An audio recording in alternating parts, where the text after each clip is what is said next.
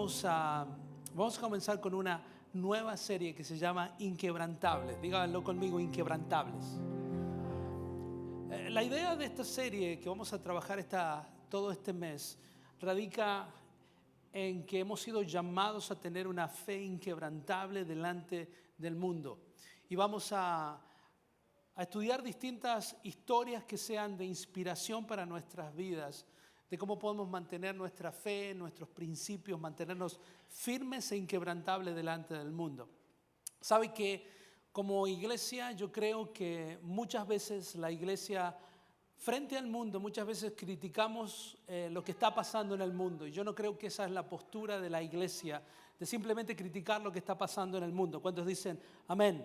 Ellos, el mundo allá afuera. Tampoco soy de la idea que la iglesia tiene que tener una postura como una trinchera escondida, siendo que las puertas de la iglesia es como un lugar a salvo con las cosas que están pasando en el mundo, y vivimos escondidos debajo de la silla, porque sabe que no podemos vivir aquí todo el tiempo. Tenemos que salir allá al mundo y hacer lo que yo creo que tenemos que hacer como iglesia, que es enfrentar la cultura de este mundo. ¿Cuántos dicen amén? Y muchas veces las personas que están en el mundo, porque vivimos en este mundo, ¿sí? Muchas veces empezamos a comprometer nuestros principios y nuestros valores y nuestra fe delante del mundo. Es por eso que el corazón de esta serie es cómo podemos aprender de distintas personas para vivir una vida santa, con una fe inquebrantable allá afuera en el mundo. ¿Cuántos dicen amén a eso? Y quiero que lea conmigo 1 Corintios capítulo 3, versículo 10, lo siguiente. El apóstol Pablo está hablándole a la iglesia de Jesús y se presenta a sí mismo como un maestro mayor de obra, como un arquitecto, como un constructor. Y yo creo que lea este pasaje sabiendo lo siguiente, que usted está construyendo algo. Dígale a la persona que está al lado, tú estás construyendo algo.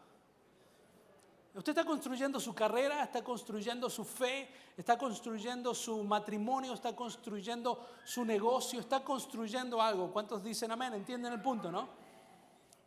Y sabiendo que nosotros también estamos construyendo algo, quiero que lea lo que dice el versículo 10 del capítulo número 3. Y dice esto, dice: según la gracia que Dios me ha dado, yo, como perito arquitecto, puse el fundamento, mientras que otros siguen construyendo encima, pero cada uno debe tener cuidado de cómo sobreedifica, de cómo construye. Sigue diciendo, porque nadie, diga conmigo nadie, porque nadie puede poner otro fundamento que el que está puesto, el cual es Jesucristo. Jesús es fundamento de nuestras vidas, es la piedra fundamental, son los cimientos de todas las cosas que tenemos que construir en nuestra vida, porque Dios tiene que estar en primer lugar. Y dice, está puesto el cual es Jesucristo. Y si alguno edifica sobre este fundamento, que somos nosotros los hijos de Dios, y pone oro encima de ese fundamento, o plata, o piedras preciosas, o empieza a hacer una lista que se empieza a deteriorar diciendo plata, piedras preciosas, madera, heno o hojarasca, dice su obra, ¿qué pasará con su obra?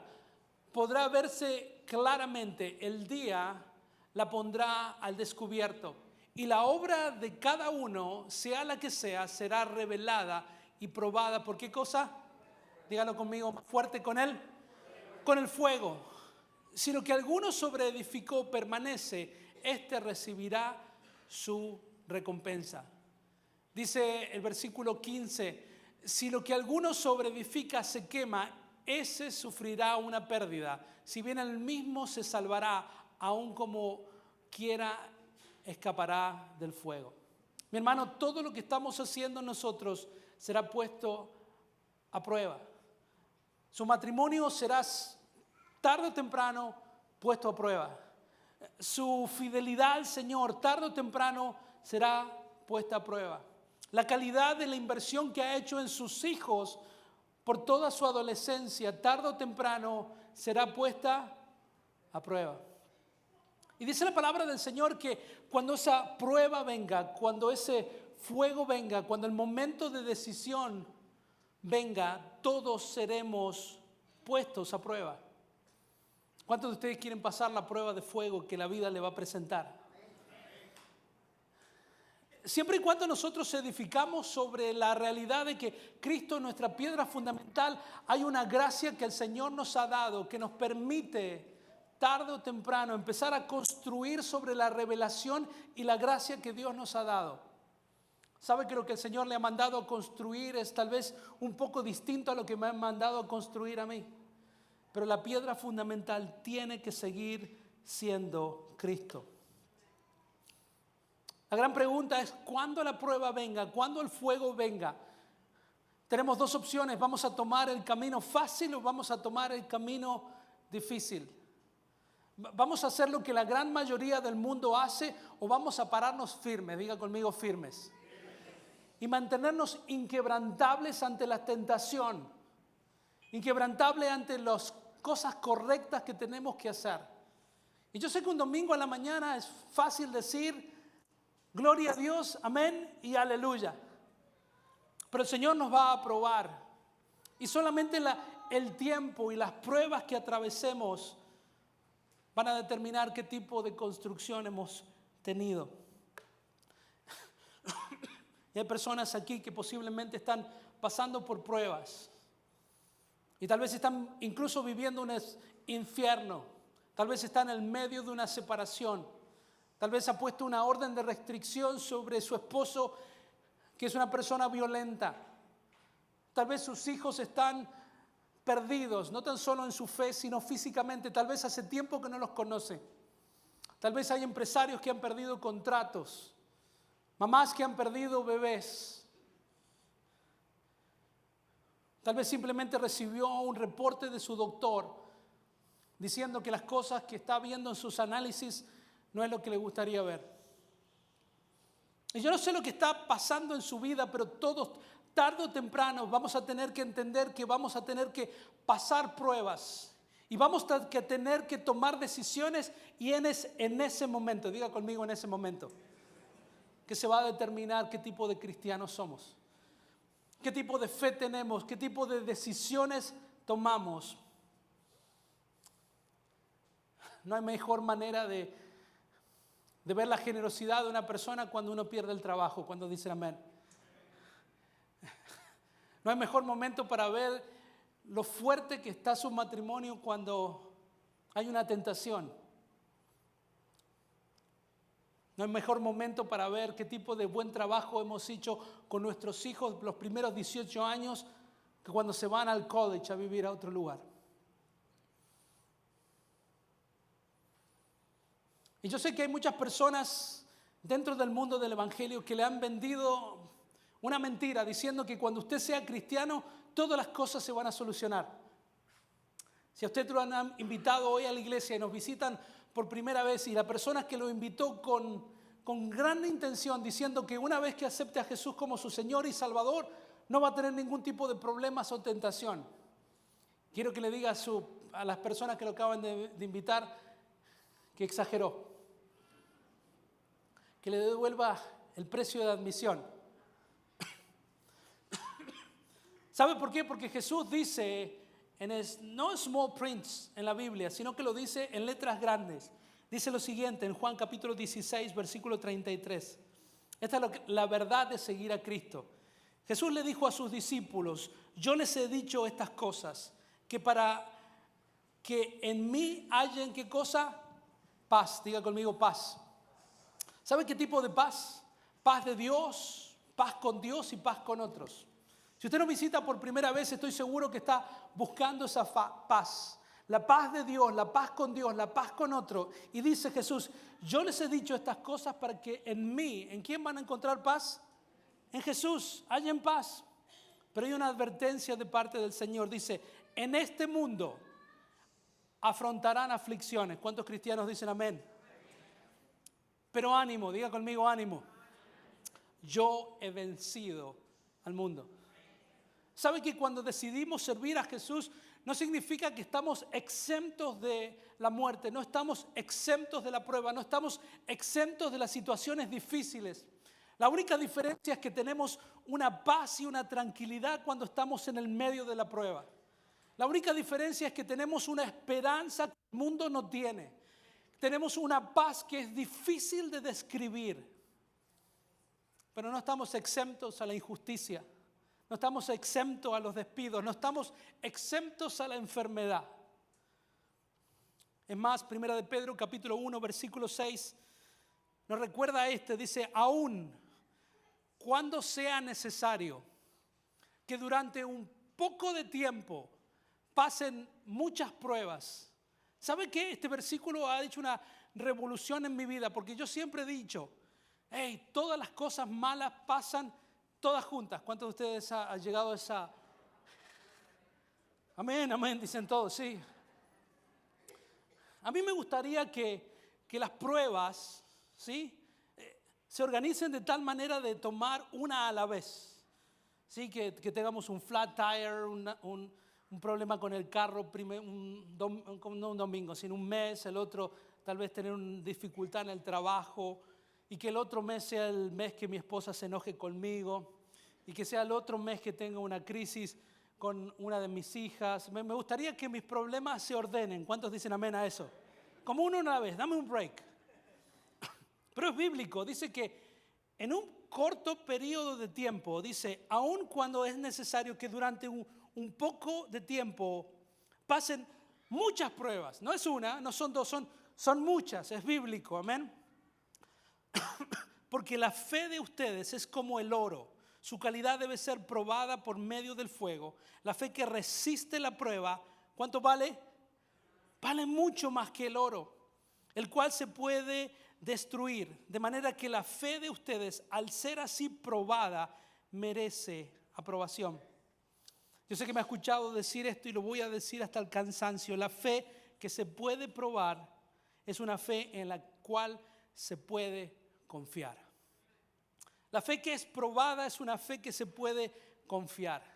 ¿Sabe qué? Yo quiero rodearme de personas que han pasado pruebas y aflicciones y aún siguen firmes en el Señor. Dice que eso es como mejor que el oro. Hoy vamos a hablar acerca de una historia que usted conoce, pero que creo que ejemplifica el corazón de esta serie. Y va a ser una de muchas historias que tengo el deseo de que sea una inspiración. Vamos a hablar acerca del villano. En una historia siempre necesitamos un héroe, un personaje y un villano. ¿Cuántos dicen amén?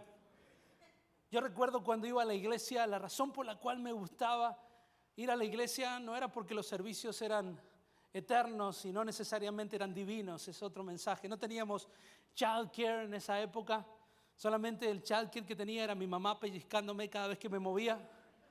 Sí, ese era el siriquit que teníamos.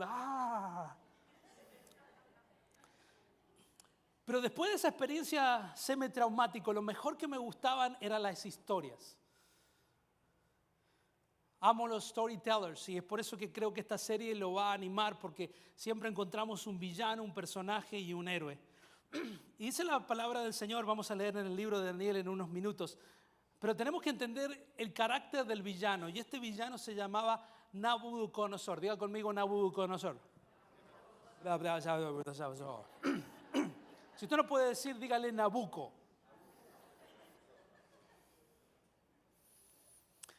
Y el rey Nabucodonosor era un rey tirano. Por cierto, esta es la historia favorita de mi hija Camila. Ama esta historia. Recuerdo cuando me contó que en la escuela donde ella asiste le empezaron a hablar de esta historia, y yo quería saltarla al capítulo 3 donde había la resolución del conflicto, y estaba a punto de decirle cómo terminaba la historia. Me dijo, papá, please don't spoil it for me. I'm not going to spoil it for you tampoco. Pero el villano de la historia se llama Nabucodonosor y era un rey sumamente cruel.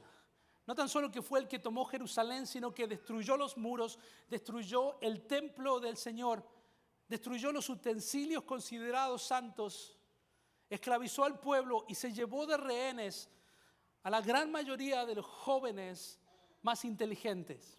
Yo creo que hubiese estado a salvo yo, amén. No, usted no, quédese acá, hijo. Este hombre construyó una torre según los historiadores, de 90 pies o de 27 metros y de 9 pies de ancho. Imagínense qué problemas de autoestima un hombre puede tener para construir una estatua a sí mismo de 30 pies de alto. 30 metros, cuando dije 27 metros de alto. Y la ley decía que todo el mundo en un momento particular tenía que dejar de hacer lo que estaba haciendo, acudir cada vez que escuchaban las sirenas o los instrumentos a adorar eso. Y si usted no adoraba al rey Nabucodonosor y a su imagen, iba a perder la vida. La historia que vamos a aprender es de tres jovencitos que básicamente calificarían hoy en día para ser parte del retiro de jóvenes de Amnex, porque tenían entre 13 y 16 años. La historia tal vez usted no conozca ni a Ananías, ni a Misael, ni a Azarias, pero estoy seguro que ha escuchado de Sadrach, Mesach y Abednego. Estos jovencitos habían sido llevados de su ciudad a Babilonia y tenían la idea de cambiarles el nombre, cambiar su cultura, cambiar su tradición, llenarles de cabeza de ideologías equivocadas, negar su fe y enseñarles nuevas costumbres paganas. ¿Les suena conocida la estrategia? Padres, fíjense que están consumiendo sus hijos, porque hoy no se los van a llevar a una tierra lejana, pero hoy les van a bajar una aplicación desconocida. Le van a decir lo que está mal, le van a decir que está bien. Y van a hacer todo lo posible para descontinuar su fe y sus valores, ridiculizando todo el esfuerzo e inversión que hemos hecho en ellos. Es por eso que recién cuando sus hijos se vayan a la universidad y empiecen a tomar decisiones, usted va a saber qué tipo de trabajo usted hizo con ellos. Y dice la palabra del Señor en Daniel capítulo 3, versículo 4, este es el comienzo del problema. Diga conmigo el comienzo del problema. Y dice que el encargado de anunciar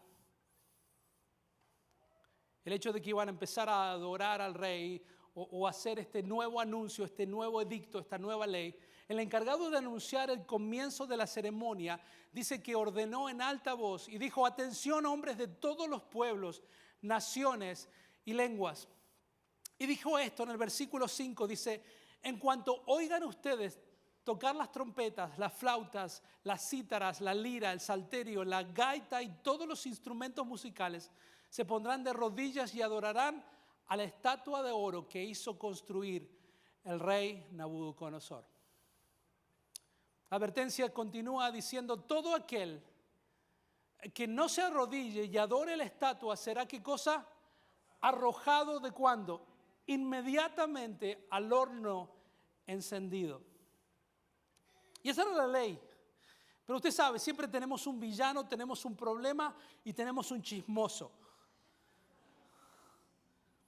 En otros países le dicen chismoso, en mi país le dicen botón, no sé por qué.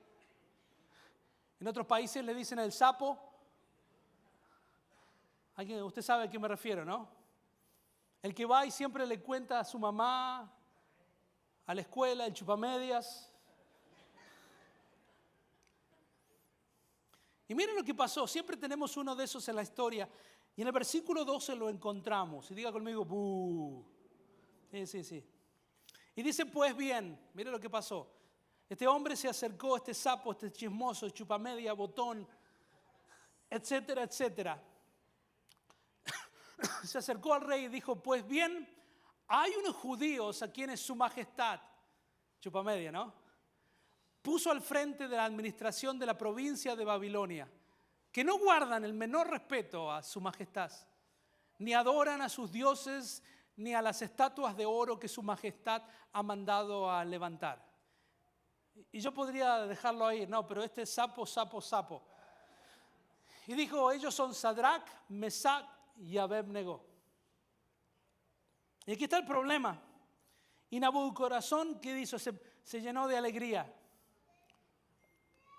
No, ¿qué dijo? Y Nabucodonosor se puso muy furioso y mandó que llevaran ante él a estos muchachos y les preguntó: como tratando de entender, y dijo, es verdad que ustedes no adoren a mis dioses ni a las estatuas de oro que yo he mandado hacer. Y en la misma curiosidad de Nabucodonosor, de estos jovencitos que no llegaban a los 17 años, y les dijo retóricamente, ¿están dispuestos a morir? Y sigue preguntándole qué tipo de Dios podrá salvarlos. Y yo creo que estos tres jovencitos tienen muchas lecciones para darnos, pero creo que fácilmente podemos aprender 3 lecciones de una fe inquebrantable. Y lo primero que creo que podemos aprender de estos jovencitos es la obediencia. Y que una obediencia a Dios es más importante que obedecer al hombre. Tenemos que tener una fe tan inquebrantable que estemos dispuestos de obedecer antes a Dios de que obedecer al hombre. Y por favor, no estoy tratando de decir que tenemos que tener una guerra incivilizada contra toda autoridad de nuestras ciudades. Esto no significa que usted puede manejar por la I-95 a 120 millas por hora por una zona de 65 y diciendo, yo soy hijo de Dios y no voy a obedecer al hombre. No, usted tiene que hacer caso a ese tipo de cosas.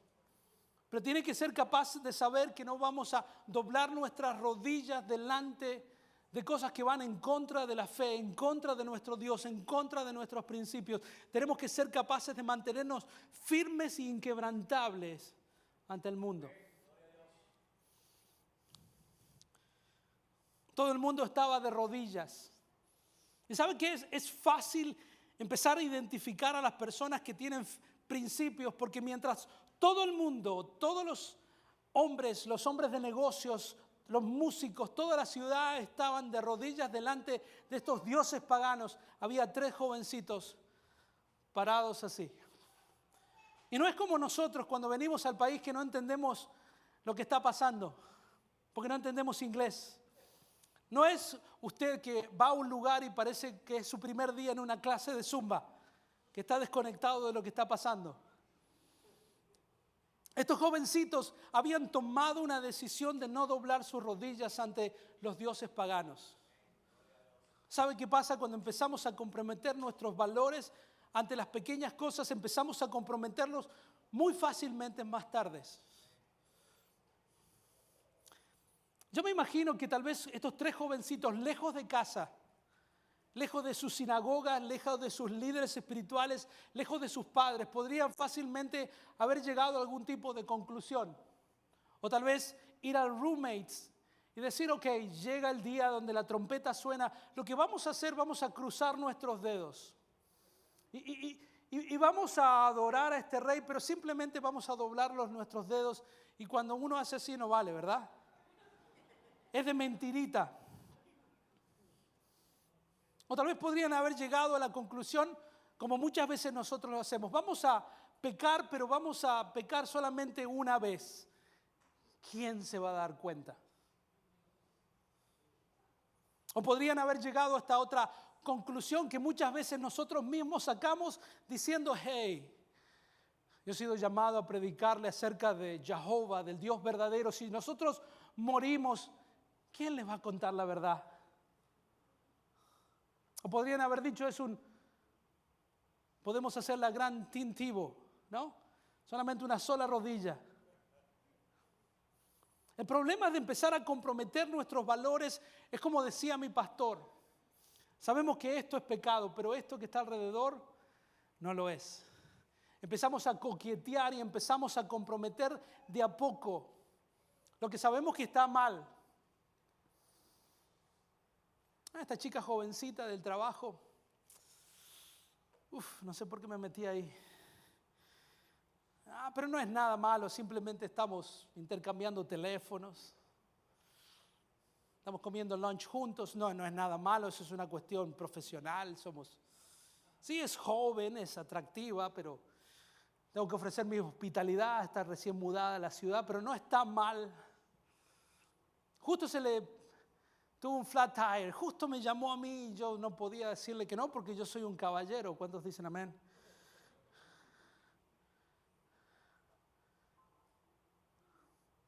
¿Sabe qué pasa cuando empezamos a comprometer en las pequeñas cosas de la vida? Llegamos a un punto de nuestra vida donde empezamos a mentirnos a nosotros mismos diciendo que ¿quién se va a enterar? ¿Quién va a saber? Pero los miembros de la iglesia de la ciudad son hombres llenos de integridad, de carácter, con un espíritu de excelencia, que no están dispuestos a comprometer sus valores, sus principios para hacer lo que el resto del mundo está haciendo. Cuando digan un fuerte amén. ¿Sabe también lo que aprendemos de estos jovencitos? No tan solo que entienden que es mucho más importante siempre obedecer a Dios que obedecer al hombre. Es que estos jovencitos ven más allá de lo que otros pueden ver. Estos jovencitos podían ver espiritualmente algo que los otros no podían ver. Posiblemente sabían algo que el resto de las personas no sabían. Y como hijos de Dios debemos entender que necesitamos tener un discernimiento espiritual, que tenemos que ser capaces de discernir antes de decidir. Déjeme repetirlo porque alguien necesita escuchar esto. Tenemos que aprender como hijos de Dios a discernir antes de decidir. Tenemos que tener ese discernimiento para saber si esto es agradable a los ojos de Dios. Tenemos que tener ese discernimiento para saber esto va a acercarme al Señor o me va a alejar del Señor. Tenemos que tener el discernimiento de tal vez algunos de los hombres tener las piernas de José y no la sabiduría de Salomón. Alguien no está escuchando, déjeme decirlo de vuelta. Hay hombres en este lugar que necesitan tener las piernas de José, salir corriendo de situaciones complicadas antes de tener la sabiduría de Salomón. I can handle it. Es simplemente una amiga del trabajo. No es big deal. Su Instagram está complicado, pero bueno, somos seres sociales.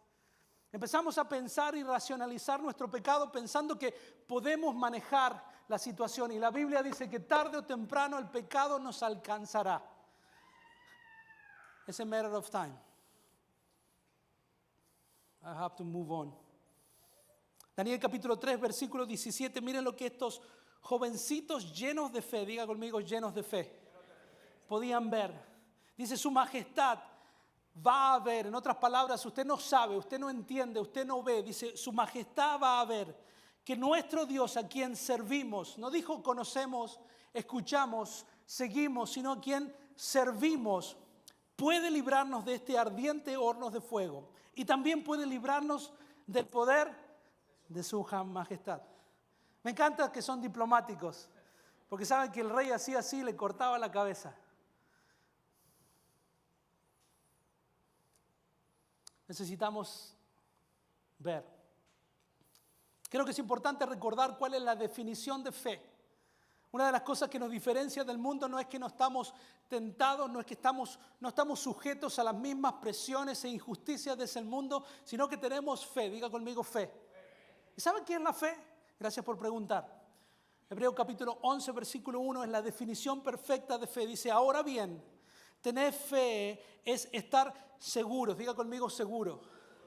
Estar seguro de lo que se espera y estar convencido de lo que no se ve. Make no sense.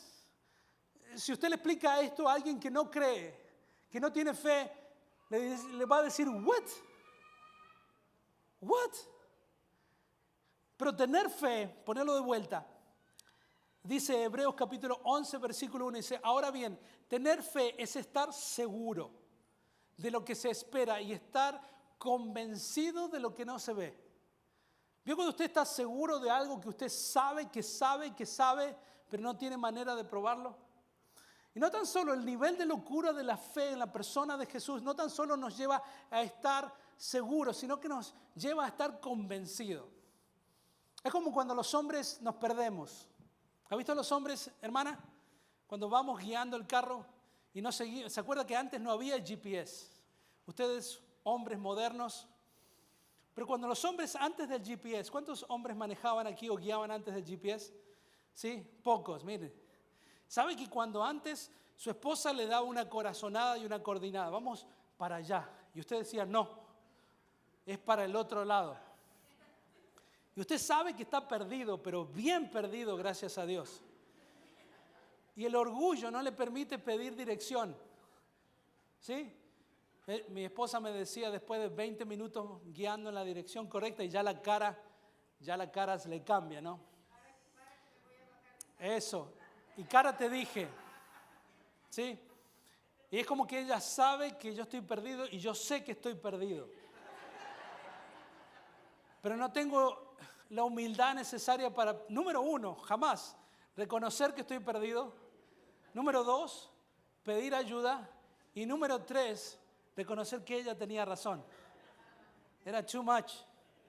Amén. Ahora con el GPS, todo el mundo sabemos dónde vamos. Pero una persona que tiene fe está seguro y convencido de que Dios está ahí. Y está convencido de las promesas que Dios le ha dado a sus hijos. Y puede ver, y puede sentir, y puede discernir, y puede entender que hacer lo correcto tal vez no es lo más popular, pero es lo que se tiene que hacer. A Dios que servimos, sé que puede librarnos a nosotros de nuestra enfermedad. ¿Cuántos dicen amén? Y yo no sé cuál es su Nabucodonosor en esta vida. Esa fuerza diabólica. Se dice que Saddam Hussein, ¿se acuerdan quién era Saddam Hussein? Saddam Hussein se decía a sí mismo, era el tirano de Irak. Dice que era la reencarnación de Nabucodonosor.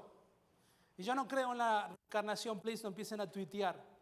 Pero creo que hay espíritus asociados en las distintas áreas del mundo, los hombres fuertes espirituales. Yo estoy convencido que el mismo diablo que estaba controlando a Nabucodonosor era el mismo diablo que estaba controlando a Saddam Hussein.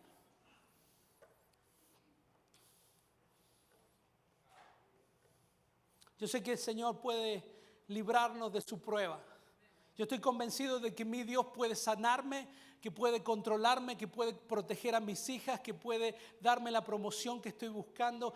Yo sé, tengo la convicción de saber algo, igual que estos 3 jovencitos. Sabían que Dios no iba a mentir y no lo iba a dejar o abandonar. La gran pregunta que tengo para ustedes y tengo para mí, ¿será que usted también confía de la misma manera en su Dios? Confía que Dios puede rescatarlo, que Dios puede salvar su matrimonio, que Dios puede sanarlo de esa enfermedad, aunque todo el mundo y todos los pronósticos digan que no se puede, que es imposible. ¿Tiene usted la firmeza necesaria para confesar en el nombre de Jesús que su fe está inquebrantable en las promesas del Señor? O empezamos a negociar, bueno, es así, es la nueva realidad que vivimos. Y por último, porque es una cosa que aprendemos de estos jovencitos, de cómo tener una fe inquebrantable, es que se mantienen firmes, diga conmigo firme, sin importar el resultado final. Mire lo que pasa en Daniel capítulo 3, versículo 18. No les importaba el resultado final porque dice, pero aún si no lo hiciera.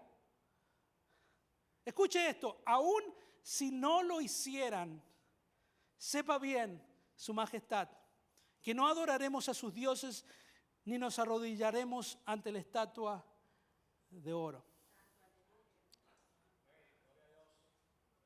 ¿Sabe que vivimos en una sociedad que la gran mayoría tenemos una fe condicional?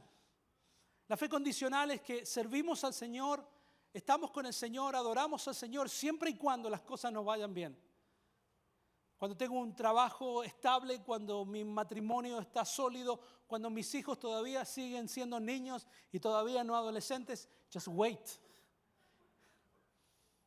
Está todo bien. Yo les digo que eso es una fe condicional. Pero estos jovencitos dicen, pero aún si no lo hicieran, sepa bien su majestad que no adoraremos a sus dioses ni nos arrodillaremos ante la estatua de oro. Yo sé que no está en sus notas, pero quiero contarle lo que pasó. I don't want to spoil it, pero esto es lo que pasó. En Daniel capítulo 3, versículo 19, dice que entonces Nabucodonosor se llenó de ira y su semblante cambió en contra de Sadrach, Mesach y Abednego. Así que ordenó calentar el horno 7 veces más de lo acostumbrado. Luego ordenó que los hombres más fuertes de su ejército ataran a Sadrach, Mesach y Abednego y los arrojaran al ardiente horno de fuego. Versículo 21 dice: fue así como estos jóvenes fueron atados y arrojados juntos con sus mantos, sandalias, turbantes y todas vestimentas a ese candente horno de fuego. La orden del rey fue tan apremiante y el horno estaba tan candente que las llamas mataron a quienes arrojaron a Sadrach, Mesach y Abed-Nego, mientras los tres jóvenes caían atados dentro del candente horno de fuego. Mire lo que pasó. En Daniel capítulo 3, versículo 24 dice: entonces, diga conmigo entonces, Nabucodonosor se levantó rápidamente y muy asombrado dijo a los consejeros de su gobierno: ¿no arrojamos al fuego a 3 hombres atados? Así es, le respondieron: pues yo veo a 4 hombres desatados que caminaban en medio del fuego sin que les pase nada, y el 4.º hombre tiene el aspecto de un ángel. Los teólogos y todos están convencidos de que era Jesús mismo, porque el acto de fe inquebrantable era tan asombroso que Jesús ni siquiera mandó a uno de sus ángeles a desatar a esos hombres. Dijo: yo tengo que verlo personalmente. Yo creo que se ponga de pie.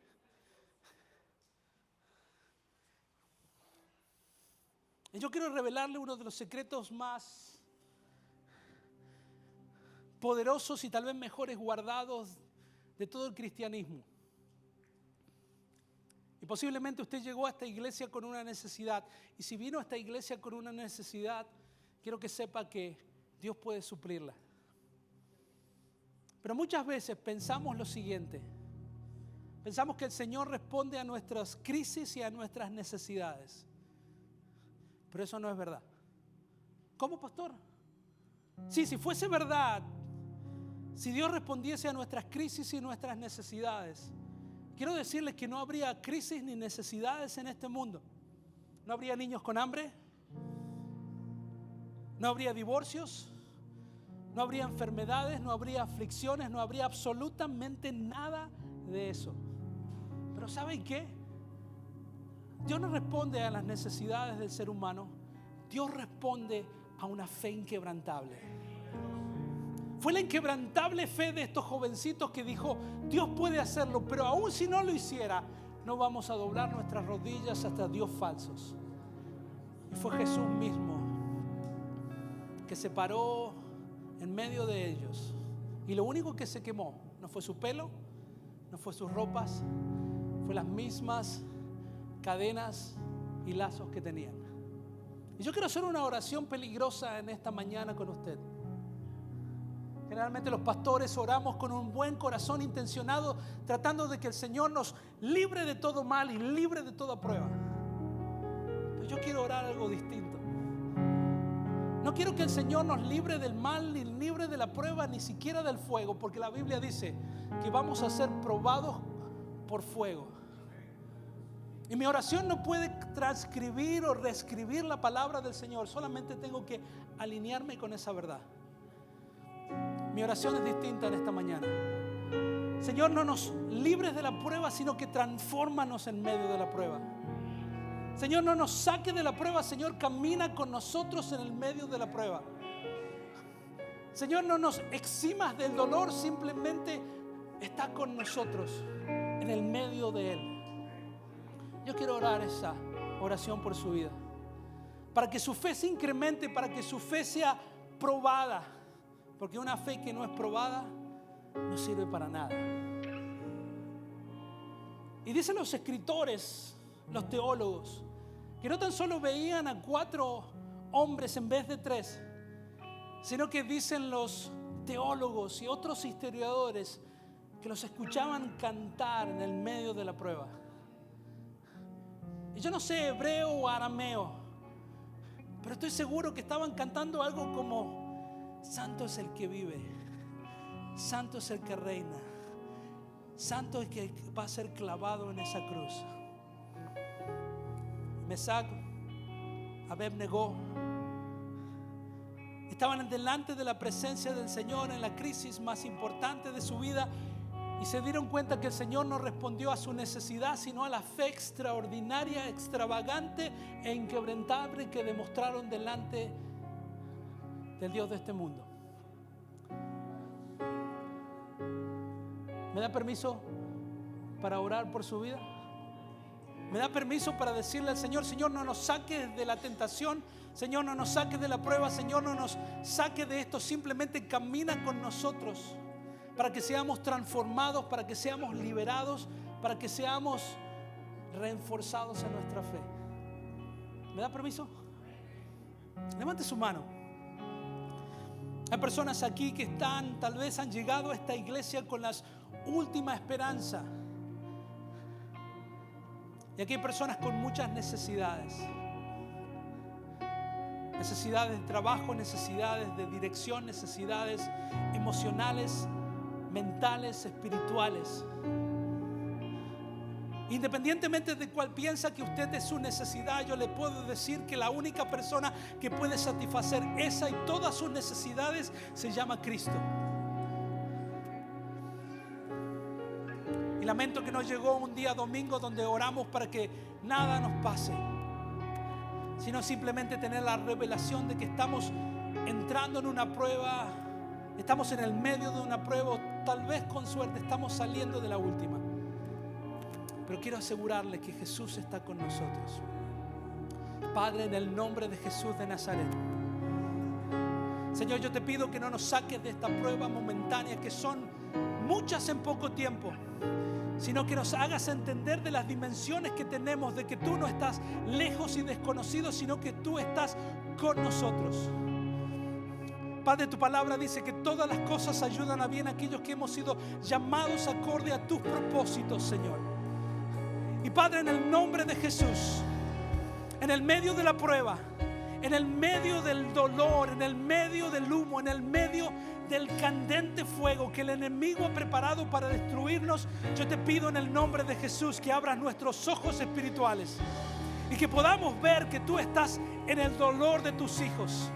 Señor, que tú estás cerca nuestro para abrazarnos, para bendecirnos, para animarnos, para decir que nuestra fe está siendo probada y transformada.